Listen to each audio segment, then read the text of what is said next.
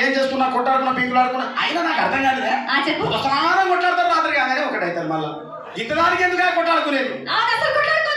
అందుకే సంతోషంగా ఉండాలి అంతే మనం ఉన్నట్టు. సరేనా? కానీ ఆ మాట మాత్రం